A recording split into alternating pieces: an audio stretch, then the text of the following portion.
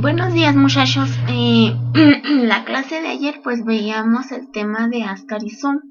Ya habíamos avanzado hasta ver pues morfología, su ciclo de vida, algunas características generales de la patología que ocasionaba una infección por Ascaris Zoom.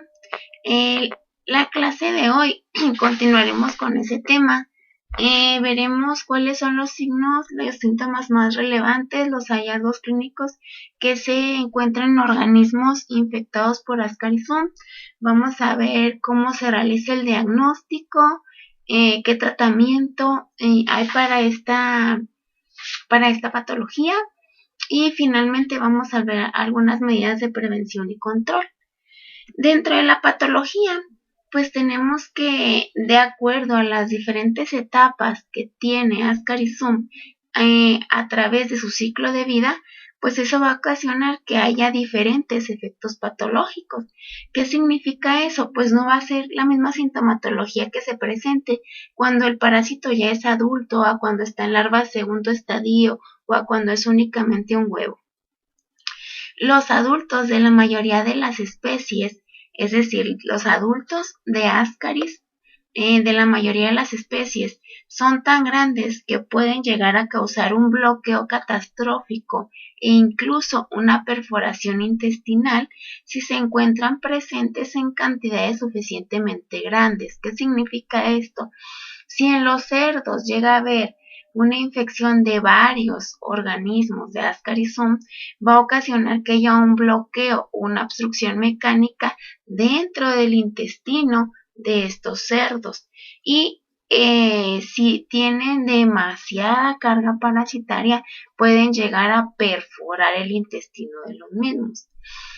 Un número menor, es decir, que haya menor cantidad de esos organismos dentro de un cerdo de los intestinos, puede llegar a provocar diarrea y a veces vómitos.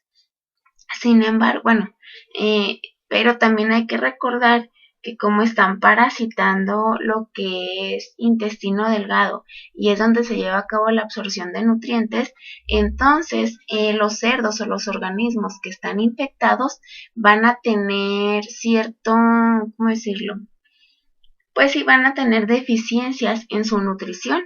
Por eso decimos que la presencia de unos pocos nematodos de Ascaris Zoom puede afectar negativamente la tasa de crecimiento del huésped a una edad temprana, pero es más probable que sea sintomático en los animales más viejos, ¿sí? Luego, hay que recordar que pues las larvas pueden migrar. La migración de las larvas está marcada por vías parasitarias que atraen una intensa infiltración eosinofílica. Si recuerdan, en las primeras clases que teníamos de este curso, ya habíamos dicho que un indicativo de la presencia de una parasitosis es el aumento en la concentración de inmunoglobulina E.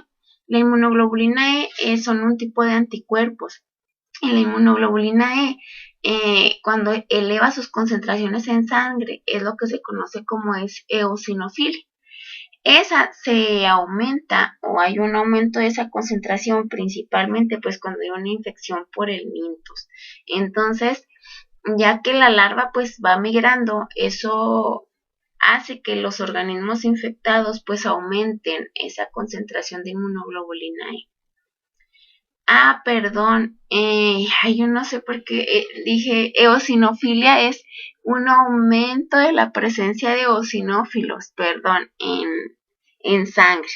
Entonces, así como aumentan los eosinófilos, a eso se refiere con intensa infiltración eosinofílica. No sé por qué se me vino a la mente más lo de la inmunoglobulina E, perdón. A lo que se refiere esto de la infiltración eosinofílica es que, como ustedes saben, dentro de la sangre pues hay glóbulos blancos y glóbulos rojos.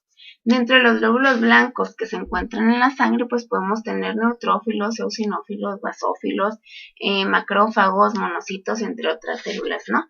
Entonces lo que sucede es que dependiendo de dónde se encuentre o dónde vaya la larva, la vía parasitaria en la cual va de que si va a pulmón, a hígado, en dónde está, entonces los eosinófilos pueden atravesar los vasos capilares, ¿no? Por eso se dice que hay intensa infiltración eosinofílica. ¿Qué quiere decir eso? Que los eosinófilos van a colonizar o van a llegar ahí donde se detecte la presencia de las larvas. Y lo que les dije, la inmunoglobulina E también sucede, o sea, no crean que me lo inventé. También sucede cuando hay infecciones por el mintos, hay un aumento de la concentración de inmunoglobulina E. Entonces, esos son dos hallazgos que podemos encontrar dentro del laboratorio, que hay un aumento de eosinófilos y hay un aumento de la concentración de inmunoglobulina E en animales parasitados por Ascaris. Luego, es importante mencionar también este signo que en ocasiones se observa más en hembras, ¿no? Que cuando este parásito atraviesa o pasa a través del hígado, induce respuestas fibroblásticas. ¿Qué significa esto? Que hay porciones del hígado que se van a volver fibrosas. Si esas porciones o ese tejido se vuelve fibroso, entonces significa que pierde la funcionalidad ese tejido hepático normal. Deja de ser un tejido hepático funcional y entonces es como si se le hiciera una cicatriz y ese tejido pues ya no es funcional. Esas respuestas fibroblásticas aparecen como manchas blancas que son conocidas como manchas de leche comúnmente y pues se pueden observar en cerdos, en ocasiones en hembras principalmente les menciono, cuando son sacrificadas y el hígado muestra ese tipo de manchas que son las que observamos aquí, pues se sabe que ese animal ha estado parasitado o estuvo parasitado por Ascaris. Luego, un gran número de larvas se van a encontrar o localizar en los pulmones. Entonces, al estar los pulmones conteniendo este tipo de larvas, puede inducir reacciones alérgicas que dan lugar a secreciones nasales y otros signos respiratorios. El daño a los pulmones puede exacerbar los preexistentes. Y luego la infección pulmonar bacteriana o viral, pues es como más susceptible que un animal pueda infectarse por bacterias o virus en los pulmones porque ya tiene una infección presente que sería la de Ascarisum. Es decir, la presencia de Ascarisum en los pulmones ocasiona que otros microorganismos sean oportunistas y generen infecciones secundarias. Entonces, si el parásito se localiza en pulmón, pues va a haber cierta sintomatología semejante a la de una neumonía, porque está afectando ese órgano. Entonces aquí es importante mencionarlo, ¿no? Depende de dónde se localice el parásito, pues van a ser los síntomas y los signos que se aprecien ante este tipo de parasitosis. Les digo, si la larva se encuentra en pulmones, entonces se va a desarrollar como un cuadro de neumonía, un cuadro de afecciones respiratorias. Si se encuentra en hígado o en aparato gastrointestinal, el intestino delgado, entonces va a haber alteraciones dentro de ese sistema gastrointestinal, ¿verdad? Dentro de ese tracto del gastrointestinal. Entonces se pueden ver alteradas las funciones de absorción de nutrientes, puede haber diarrea, puede haber diferentes trastornos que impliquen el intestino delgado, el funcionamiento del intestino delgado. Luego, pues va a haber una disminución en el crecimiento, en la tasa de crecimiento de los animales parasitados por Ascarisum. Luego, ¿cómo se puede realizar el diagnóstico de esta parasitosis? Normalmente, pues el diagnóstico se puede hacer analizando una muestra de heces. Con esa muestra de heces, lo que se busca es encontrar huevos de Ascarisum.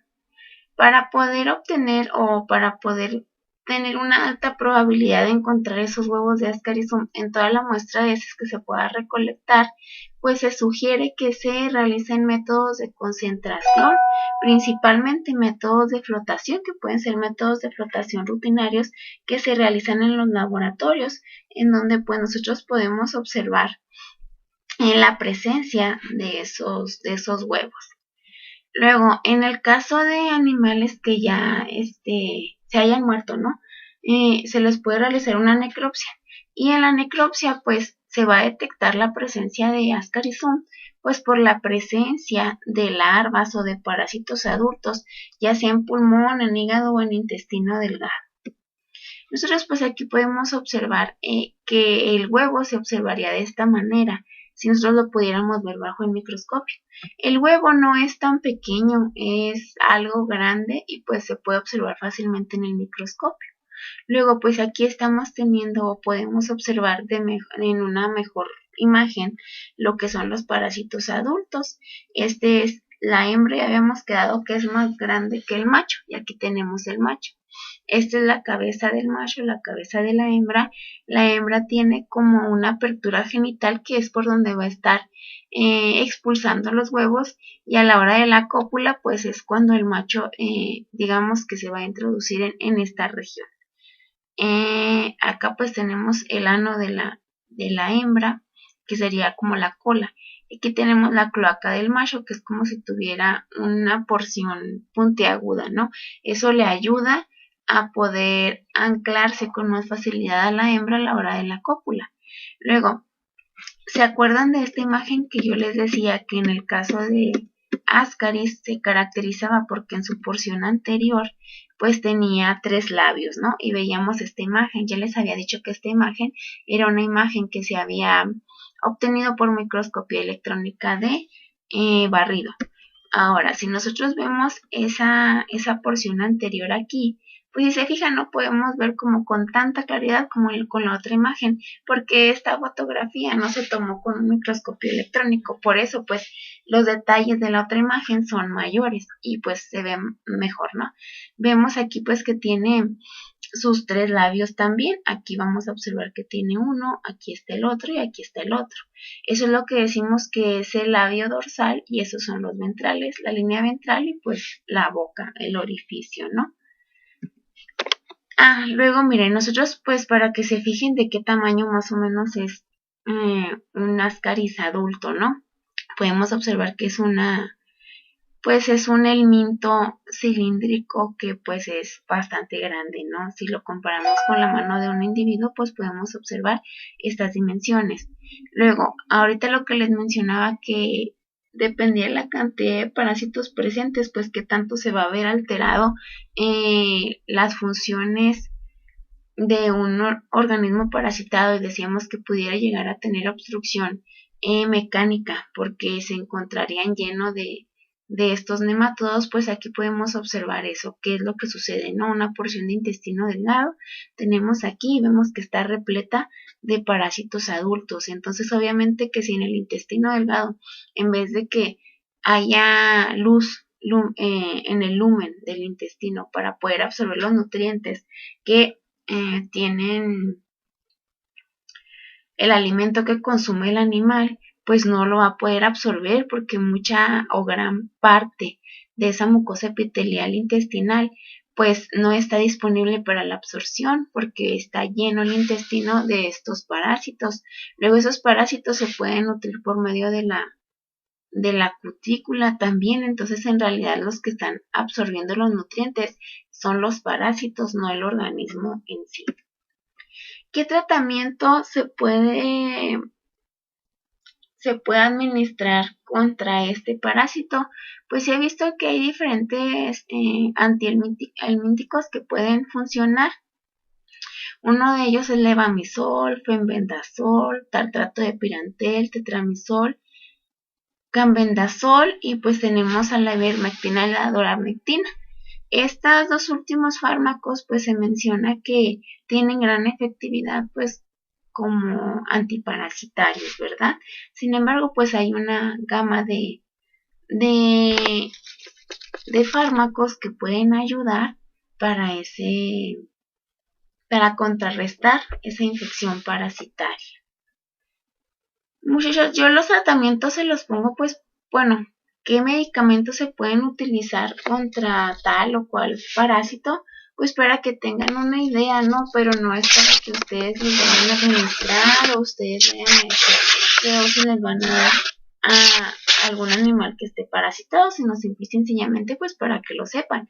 Si fuera así, pues veríamos hasta las dosis, ¿no? Cuánto se tendría que dar, cómo se administraría, pero pues no somos veterinarios, ¿verdad? Entonces por eso pues únicamente mencionamos los nombres de los fármacos que pueden ayudar contra tal o cual parasitosis. Dentro de la prevención y el control, ¿qué es lo que se tiene que hacer para evitar la presencia de esta parasitosis? Lo que se maneja mucho, ¿verdad? Y como habíamos visto, que las heces eran las que iban a estar contaminadas, ¿no? Porque iban a salir los huevos junto con la materia fecal de cerdos contaminados. Entonces, se recomienda mucho, ¿verdad? Tener una manipulación segura del estiércol en los cerdos, pues para evitar propagaciones de la infección y para evitar que tengamos la infección en sí misma de Ascaris-Summ en el sistema de producción. En ocasiones, pues, se maneja el estiércol como un fertilizante, ¿no? Sin embargo, pues, se sugiere no utilizarlo como fertilizante porque puede llegar a contaminar, pues, las plantas con esos huevos si es que hay organismos parasitados.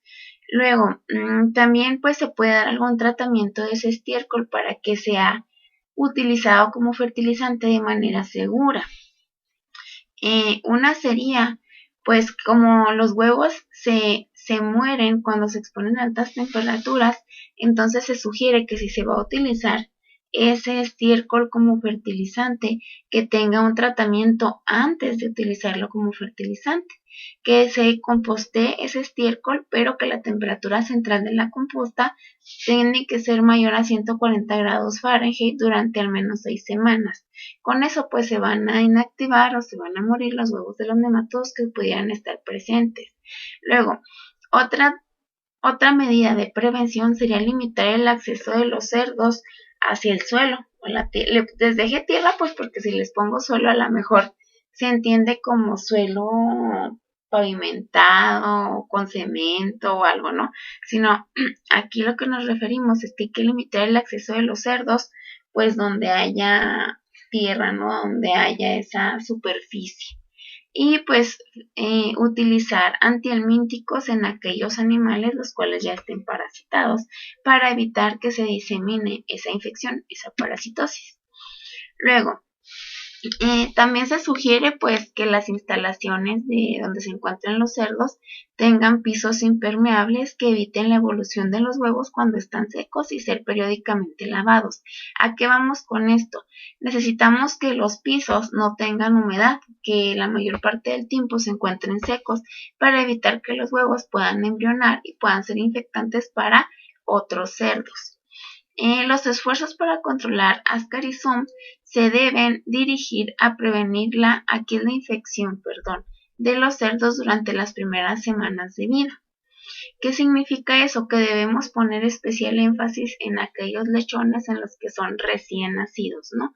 Y hay que tener también ciertas precauciones con las hembras que van a parir. Entonces es por esto que se sugiere que se dé un tratamiento en las cerdas con un antihelmíntico antes del parto.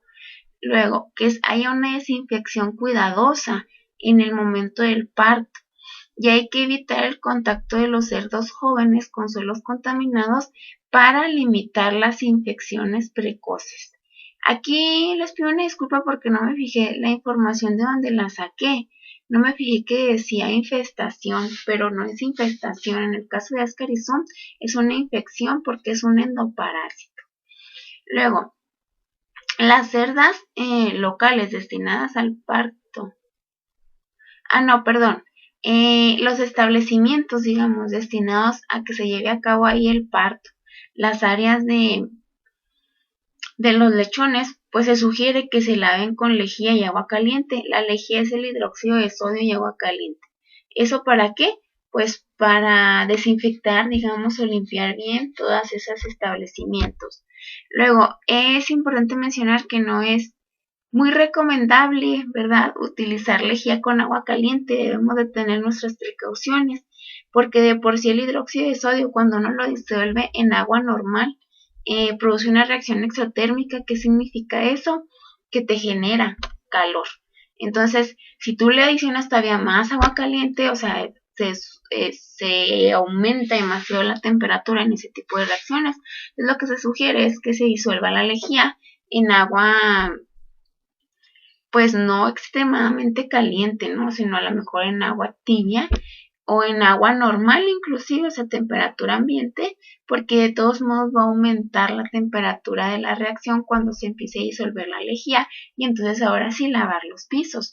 Una vez que se laven los pisos hay que enjuagarlos muy bien, porque también el hidróxido de sodio puede llegar a ser tóxico para los animales. Luego, sacar diariamente todo el estiércol de las parideras y retirar la cama sucia una vez por semana o a intervalos más cortos de preferencia.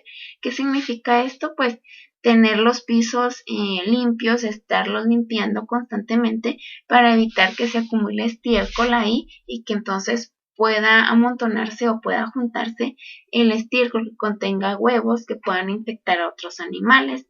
Y también se sugiere pues que haya limpieza en la ropa y en el calzado de las personas que atienden la explotación, porque como hay personal, digamos, que va de un área a otra, pues no es recomendable que traigan el mismo calzado y la misma ropa, ¿no? Sino que se sugiere también inclusive que se manejen como por áreas, ¿no? Que haya en esta área de lesiones únicamente están tales personas, en esta área de maternidad están estas otras, que no anden caminando de un lado para otro con la misma ropa, porque entonces lo que estamos haciendo es mover, digamos, o estamos funcionando como un vector nosotros, ¿no? Así que a lo mejor en el área de lechones hay presencia de algunos microorganismos y luego vamos al área de maternidad, pues estamos trasladando esos microorganismos de un área a otra.